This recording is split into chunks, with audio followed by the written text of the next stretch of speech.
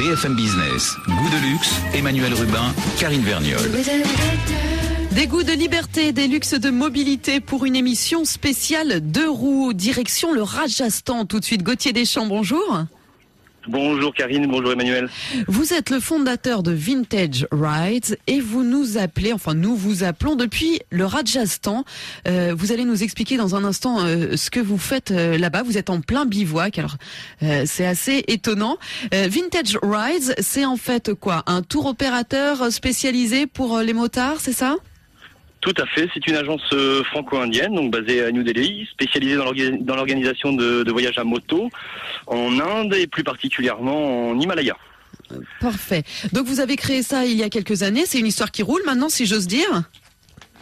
Oui, tout à fait. Aujourd'hui, c'est une histoire qui roule grâce au bouche à oreille, au soutien des professionnels et tout simplement au voyage en lui-même, puisqu'en fait, on voyage sur la mythique Royal Enfield, qui est une moto anciennement british, donc au charme et au caractère indéniable.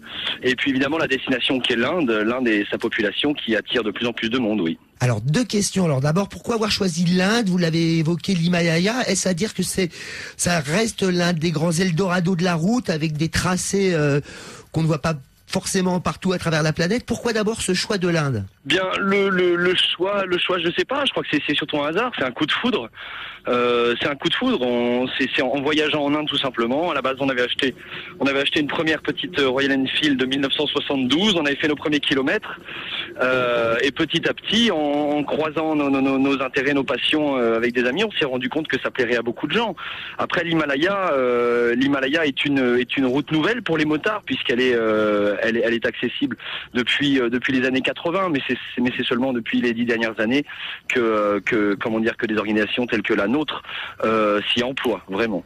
Alors, quand on est comme cela un peu motard, en tout cas qu'on aime la route, on sait qu'à travers la planète, il y a une topologie, j'allais dire, des différentes routes, les grands tracés du désert, qu'ils soient californiens ou africains. Quelles sont les spécificités des routes indiennes, et notamment lorsqu'on est dans cette quasi-terra incognita qu'est l'Himalaya? Physiquement, il faut pouvoir avoir quelle qualité? Et puis, est-ce que ça serpente? Est-ce que c'est chaotique? Quel est le relief? Alors en fait, l'Himalaya, on peut l'aborder sous différents types de routes, comme vous le disiez. Le piémont et les hauts plateaux.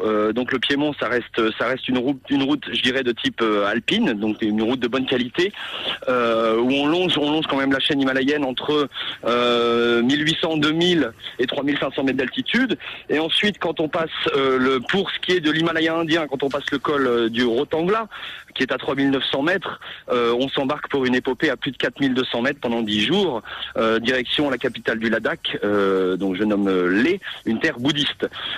Donc aujourd'hui, elle est tout de même appelée l'autoroute la plus haute du monde. Donc je crois que c'est pour ça que les gens viennent la voir. Après, quand on dit autoroute, comme beaucoup de choses en Inde, ça reste qu'une idée. Je dirais la particularité des routes indiennes, c'est évidemment la circulation qui reste atypique et sportive. Et puis en Himalaya, particulièrement sur les pistes des hauts plateaux, parce que ce sont beaucoup de pistes, il faut, je dirais, avoir un niveau motard normal, si ce n'est une endurance physique certaine et une endurance morale, bien sûr, puisque on voyage en groupe, donc on se soutient les uns les autres. C'est un voyage qui est soutenu par toute une logistique.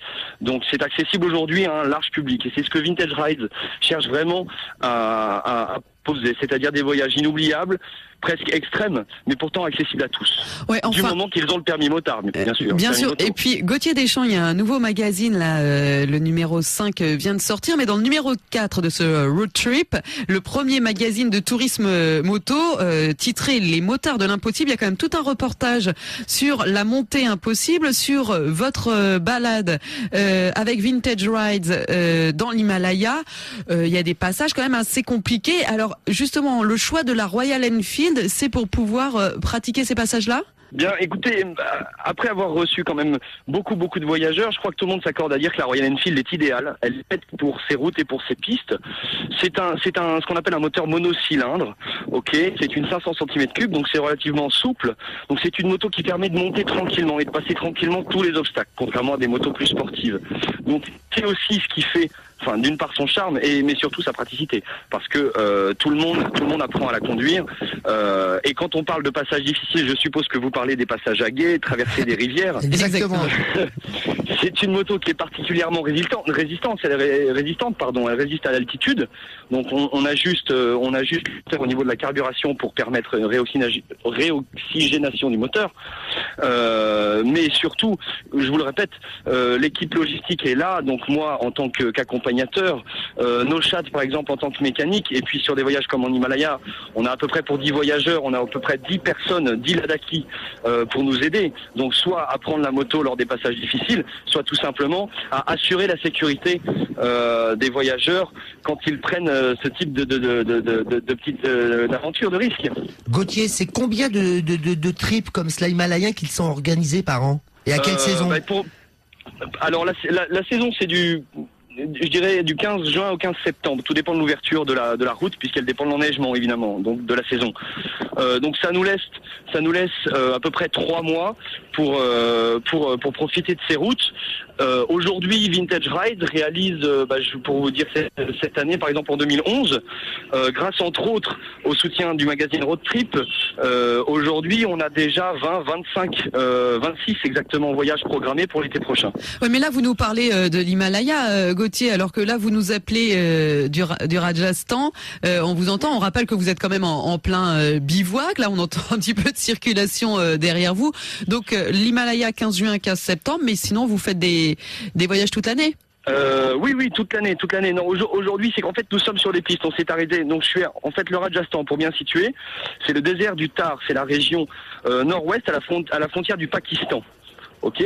Donc, le bivouac aujourd'hui, nous sommes à l'approche de la ville qui se nomme Jaisalmer. C'est la ville le plus à l'ouest du désert du Thar. Donc, en effet, j'ai énormément de monde derrière moi et de gens qui me regardent et qui m'écoutent. Ils sont tous très curieux. Surveillez la moto, hein. Non, il n'y a pas besoin. Les gens sont très accueillants et très respectueux ici. Tant que le voyageur est respectueux, bien sûr. Mais bon, pour ce qui est de l'Inde, aujourd'hui, Vintage Rides la propose en effet sous différentes formules et en effet différentes régions. Tout simplement, le but, une fois de plus, c'est de vous proposer, de proposer au plus grand nombre, le plus grand nombre de diversité, de dépaysement, de contacts, de culture. Donc pour ça, on visite le Rajasthan, c'est-à-dire le désert du Thar, c'est un désert de sable. L'Himalaya, donc je vous ai dit tout à l'heure les hauts plateaux, mais aussi le Piémont, donc ça c'est pour l'Himalaya indien, mais aussi le Népal et l'Inde du Sud. Donc l'Inde du Sud, c'est les tropiques. Et le Népal, bien tout simplement à l'approche de la région du Mustang, on fait tout le tour du Népal, donc c'est et du Piémont et de la moyenne altitude. Alors, quelle que soit la région, la culture, les cultures que l'on rencontre, la formule, comment ça se passe? C'est combien de personnes par circuit, par trip? Est-ce que la moto, on parlait tout à l'heure de la Royal Enfield pour les routes himalayennes, elle est fournie? Comment ça se passe? Moi, si demain je veux me lancer, j'ai un niveau motard moyen, je choisis une route d'altitude ou une route du Piémont, ça se passe comment? Pendant combien de jours? Avec qui? Et est-ce qu'on me fournit la moto? C'est très simple. Moi, depuis mon agence, je vous appelle. Donc, vous allez me parler un peu de vos expériences motardes, de votre ressenti par rapport à vos qualités de pilote.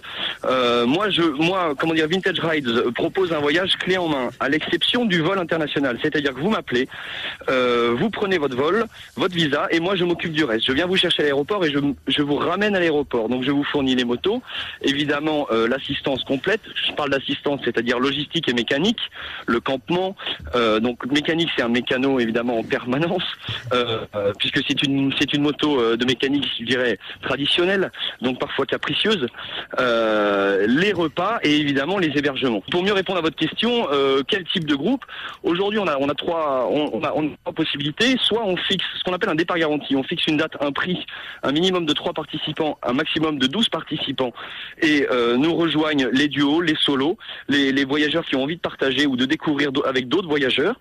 Sinon, on a la formule à la carte, c'est-à-dire tout simplement un circuit défini, un prix dégressif en fonction du nombre de participants, toujours limité à 3 minimum et à 12 participants maximum, et comment dire, le groupe choisit lui-même sa date de départ, et après on fait évidemment du sur-mesure. On est là pour ça, c'est aussi pour ça qu'on est passionné par l'Himalaya et spécialisé. C'est tout simplement qu'on s'adapte à toutes les envies, tous les besoins, tous les budgets, toutes les capacités. Parfait, très belle publicité. Et tout ça pour la modique somme de... En moyenne, avec le vol, faut compter un budget global pour 15 jours de 3 200 €, assurance inclus.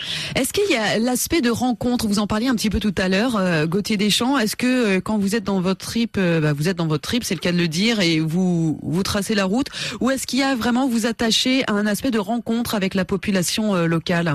Bien, la particularité de Vintage Rise, je dirais, en effet, c'est de profiter, certes, du cadre et des paysages, du confort que propose la structure touristique en Inde, mais surtout de son authenticité.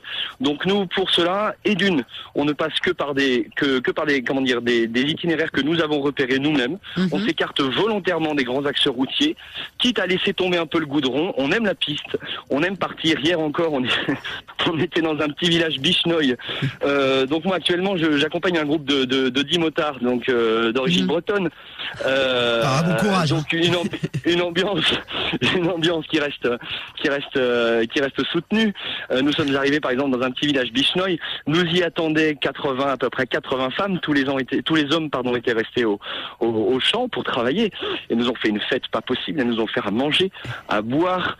Bref, on a failli y rester toute la semaine. Personne ne voulait partir. C'est le problème avec les Bretons, hein. Ils voient les fesses mousses partout.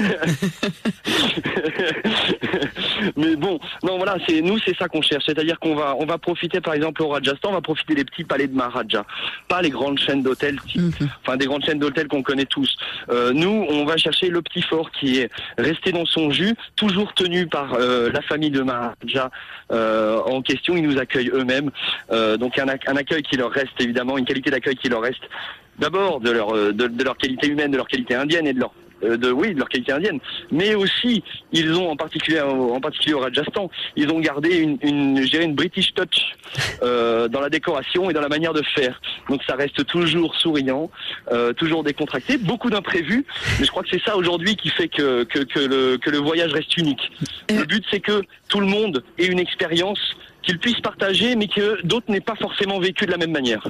Gauthier, écoutez, arrêtez, on passe notre permis avec Emmanuel et puis on arrive. Merci beaucoup. Breton nous attend, on arrive.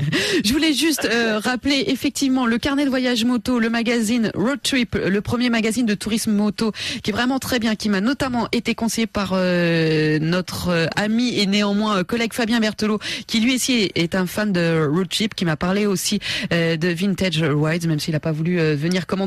Il ira faire la route 66, lui, il nous racontera ça. En tout cas, merci beaucoup à vous, Gauthier Deschamps. Très bonne route, très bonne piste. Bonjour à tout le monde là-bas. On fait une petite pause sur BFM Business. C'est dur de revenir dans le 15e à Paris d'un coup. Et on va...